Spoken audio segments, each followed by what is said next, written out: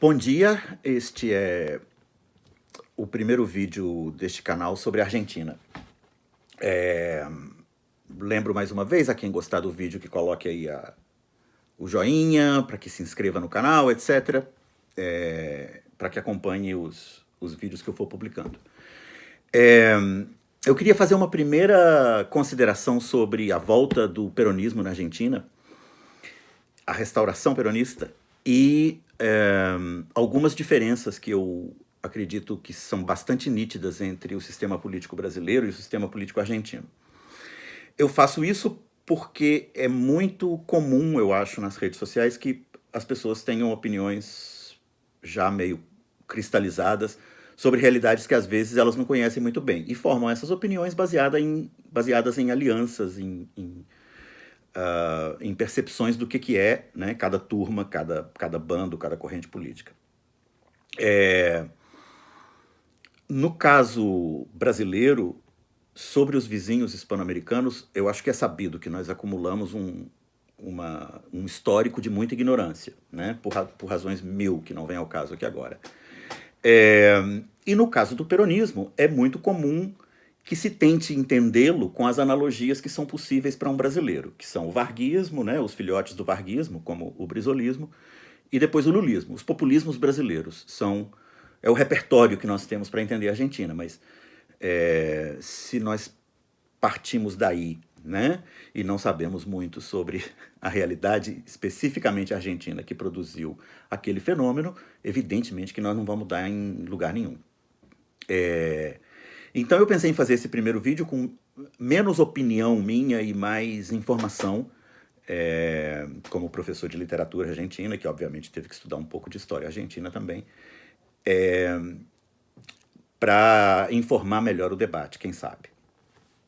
De novo, como dizem os gringos, full disclosure, é verdade, como alguns amigos apontaram, alguns até meio surpresos, que eu, apesar de ser muitíssimo crítico do lulismo, pareço ser mais receptivo à experiência peronista. Provavelmente isso é verdade. Mas também é verdade que a experiência peronista não é comparável a absolutamente nada que se tenha vivido no Brasil. Os meus amigos liberais, muitos deles, não todos, gostam de colocar aquela coisa de jogar dois números que são verdadeiros e torturar esses números para que pareçam dizer o que você quer que eles digam, né? É verdade que a Argentina, no começo do século XX, tinha uma riqueza, era um país rico, tinha um PIB per capita alto de nações desenvolvidas, e que no final do século XX, agora no começo do século XXI, é uma nação empobrecida. Isso é verdade, né? É meio bizarro imaginar que isso diz algo sobre as administrações peronistas, certo? Porque o peronismo governou o país durante 10 anos, né? De 45 a 55, e depois só voltou a governar nos anos 90 com uma administração neoliberal no sentido mais clássico da palavra neoliberal, que foi a administração Menem, muito mais neoliberal do que a do Fernando Henrique no Brasil, né? Então, justapor dois números aí de começo do século XX e final do século XX e mostrar que a Argentina empobreceu, diz muito pouco sobre o peronismo. Eu espero que cada vez mais liberais entendam que isso é uma tolice. Inclusive porque toda a primeira metade do século XX transcorre sem que exista peronismo ainda. O peronismo surge em 1945. Inclusive, a Argentina tem, ao contrário do Brasil, na primeira metade do século XX, a Argentina tem um governo que é legitimamente liberal, né? O Irigoyen, quando surge na década de 1916, a partir daí se consolida a União Cívica Radical. O irigoyenismo é uma força política genuinamente liberal, autenticamente liberal. Faz na Argentina, como se sabe, a Argentina é um país que se laiciziza, é um país que instala o Estado laico de uma forma muito mais completa e muito antes que o Brasil, realiza, digamos, reformas, né, liberais, burguesas, democráticas, etc., de uma forma muito mais profunda que o Brasil, e Os golpes militares, por exemplo, que acontecem na primeira metade do século XX, o golpe de 1930, por exemplo, acontecem contra o irigoyenismo. Então, se alguém explica o empobrecimento se você vai explicar o empobrecimento da Argentina atribuindo a uma força política, faz muito mais sentido atribuí-la ao liberalismo do que ao peronismo, né? Que governou o liberalismo, stricto sensu, governou até mais tempo que o peronismo. Mas, enfim, parando por aí no terreno da opinião, vamos fazer a segunda metade do vídeo sobre o que é informação, acho que estritamente histórica e que pode ser útil para um brasileiro que esteja interessado em acompanhar mais de perto. Eu queria deixar a recomendação de que todo mundo acompanhasse bem de perto o governo Alberto Fernandes, porque com o bolsonarismo no Brasil, a situação política do nosso principal vizinho se torna algo mais importante, né? E o Alberto Fernandes eu diria, um político em quem a quem vale a pena acompanhar com atenção. Um político muito qualificado, né? Acompanhem com todas as fontes que quiserem, Clarim, Página 12, La Nación, leiam tudo e aí vocês vão, né, formando opinião. A primeira coisa que para um brasileiro eu acho que instala como contraste muito nítido do sistema político argentino é que no sistema político argentino o antagonismo sempre foi explícito, né? Ele sempre foi explicitado na polis. No Brasil, a coisa mudou um pouquinho com o bolsonarismo, né? Mas no Brasil, tradicionalmente, a nossa tendência é que os antagonismos sejam, né, massageados ali naquele pacto, leva para o quarto fechado, negocia o suborno, forma-se ali uma coalizão baseada em um sistema de vetos, etc, etc. E o antagonismo fica escondido e mascarado atrás de portas fechadas. Essa é a tradição brasileira, certo? Isso é o que significa a palavra PMDBismo, cunhada pelo Marcos Nobre. Na Argentina, desde antes do peronismo, né, desde o século XIX, o antagonismo unitário federales, irigoyenismo versus direita hard, né, gorilas e etc., e depois peronismo e antiperonismo, na Argentina o antagonismo sempre foi o estruturante do campo político, certo?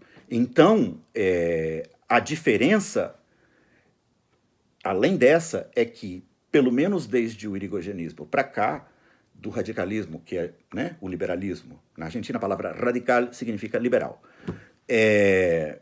desde então a década de 10, que o sistema político argentino funciona com uma força política, agregando em torno dela todos os antagonismos possíveis, né? E ditando a língua em que a polis vai falar, certo? Desde 1945, há 70 anos, 74 anos, que a língua em que se fala a política argentina é a língua peronista, inclusive os antiperonistas. Eles se nutrem, se alimentam e se posicionam na polis segundo um discurso peronista, segundo uma compreensão do mundo, um vocabulário que é o peronismo que instala. Não é assim no Brasil. Por mais que você possa dizer que nos anos 90 foi polarizado, PT, PSDB, nada se compara a um sistema em que uma força política instala todos os antagonismos possíveis através dela própria, né, que é o caso do peronismo. O peronismo surge como um movimento anticarcerário, né? Ele surge como um movimento para livrar alguém da cadeia, né? E a experiência simbólica que ele vai construindo, como, por exemplo, para mencionar um exemplo específico, a experiência que ele representa como revisão da historiografia do país é algo sem precedentes, eu acho, em outros lugares comparáveis, vizinhos como o Brasil. Na Argentina existe uma tradição de historiografia que forma o país, que é uma tradição basicamente liberal, né? E que lê os antagonismos do século XIX como antagonismos entre civilização e barbárie, como modernização, liberalização do país, por um lado, a civilização, e a tosqueira bárbara do outro, que tem que ser subjugada, né? Nesse contexto, o peronismo impulsiona a partir da década, mais especificamente a partir da década de 50, 60, mas quando surge já a partir da década de 40, ele impulsiona uma revisão completa da historiografia nacional, né? É uma releitura completa dos antagonismos que formaram o país, da coleção de textos que formou o país, etc. E isso, evidentemente, ajuda a explicar a vigência que a experiência peronista tem na Argentina e que não tem, me parece, paralelo no Brasil, né? Essa é, digamos, uma primeira contribuição que eu acho que eu poderia dar para o entendimento de porque muitas vezes brasileiros, interlocutores meus, perguntam, né, de por que os argentinos sempre voltam a votar no peronismo, por que esse entusiasmo quando se reinstala um governo peronista, o que essa experiência tem de singular, né? Então, só para concluir esse primeiro vídeo da série, eu queria falar de algumas coisas que estão aqui no fundo.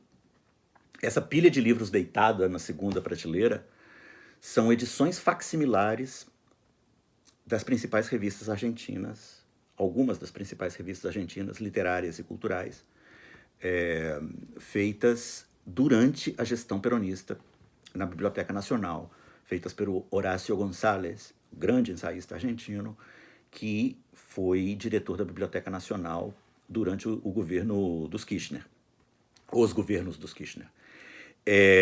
Vocês têm ali, por exemplo, a pilha de 4 volumes que está embaixo. Los Libros são as edições facsimilares da revista Los Libros, que é uma revista dos anos 70, em que participaram figuras importantíssimas da cultura argentina, como Beatriz Sarlo, como Ricardo Piglia, e outros ensaístas que naquele momento faziam uma transição do maoísmo, eles eram maoístas em algum momento, maoístas peronistas, para todo o campo aí do que se chama filosofia pós-estruturalista, pós-moderna, etc. A Beatriz Sarlo continuaria sendo uma ensaísta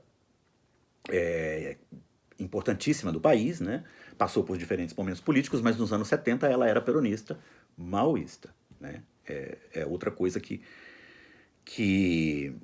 muitas vezes o brasileiro não vai entender, né? Você pode ser um maoísta peronista, um conservador peronista, você pode ser até um liberal peronista. Em todo caso,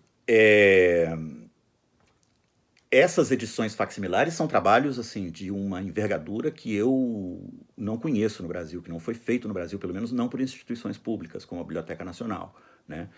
Em cima dos livros tem a Escarabajo de Ouro, que é uma revista dirigida pelo Abelardo Castillo e pela Liliana Ecker, dos anos 70 e 80, e em cima dela tem a Passado e Presente, que é uma revista dos anos 60, feita em Córdoba, e trazendo Gramsci, trazendo o pensamento de Gramsci e uma leitura, digamos, menos ortodoxa do marxismo. Depois introduziram Walter Benjamin, etc.